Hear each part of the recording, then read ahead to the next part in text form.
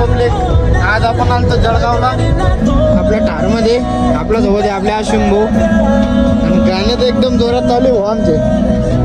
विषय आहे तुम्ही लाईक फॉलो कमेंट करा. आपल्याला चला पुढे दाखवतो तुम्हाला. आपल्या दुकानावर नवीला शिरवान झालेली आहे आपली, ती पण दाखवतो. टेस्ट वगैरे घेऊ चला. आता पोहोचलेलो आम्ही नेरीवरती. आता नेरीवरून आम्ही जाणार आहे जामनेरला. काही पण म्हणा मित्रांनो, गाणं ऐकायला लय मजा येते गाडीमध्ये. स्पीकर खूप मोठा आहे आपल्या गाडीत. स्पीकरचा विषय झाड. आपल्या जामनेरमध्ये पोहोचतोय आता.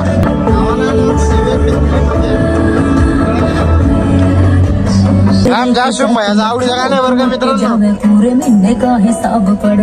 गाणं म्हणजे विशेष कोले भावांचं. आणि आपण जामनेरला पोहोचलो भावांना. आता ट्रकावाल्याला जायचं भाऊ, पुढे जाय रे भाऊ तुझं. ट्रकवाला काय गेला नाही भाऊ, पण आपणच चाललो. सुपारी बागेतला रोड वर का मित्रांनो. आपले सुपारी बागेतला कोण कोण येईल आपल्या कमेंट मध्ये नक्की सांगा भाऊ.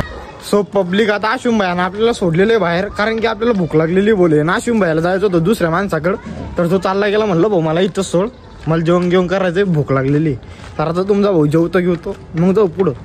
चला. अरे भाऊ पेट पूजा पहिले, तर चलो ब्लॉग कंटिन्यू करा. बरोबर. तर आपल्या अशी बुलेट लागलेली होई, इथं लागणारच आहे. काढू आपण. मित्रांनो आपण घरीच गेलो जेवायला, तर आपल्याला आशुम भैयाचा फोन आला आपल्याला मलकापूरला जायचं म्हणे भाऊ. मलकापूरला इथं मलकापूरला आलो भाऊ. आता संध्याकाळ झालेली आहे, गाडी गिडी लावली तर वडापाव वगैरे खातो. आपल्याला भूक लागलेली हो, जेव्हासाठी घरी गेलतो. आपला आशुम भैया घेतो आता वडापाव. लागली तू आता वडापाव गिडापाव खाऊन जातो मस्त. तर भावांनो आपण आता मलकापूरमध्ये, तर मी तर मागच बसलोय भाऊ. आता गाडी गिडी पार्क करतो, आता उतरतो खाली. आता वडापाव वगैरे तर खाऊन घेतला आपण ना.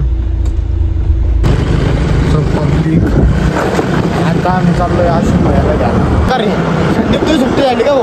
हो झाली. गाडी बसलो तुम्हाला घ्यायला हो. आता तर नाही, आता आशुम भैयाला घ्यायला.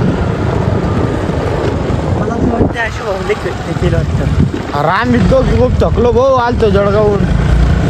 जळगावून आल्या आम्हाला भाऊ नेलो भाऊ इकडं मलकापूर. तर चला पब्लिक, भेटतो तुम्हाला पुढच्या ब्लॉगमध्ये. तर आपल्या ब्लॉगला नक्की सपोर्ट करा, लाईक करा, कमेंट करा, शेअर करा आणि सबस्क्राईब नक्की करा बरं का भाऊ.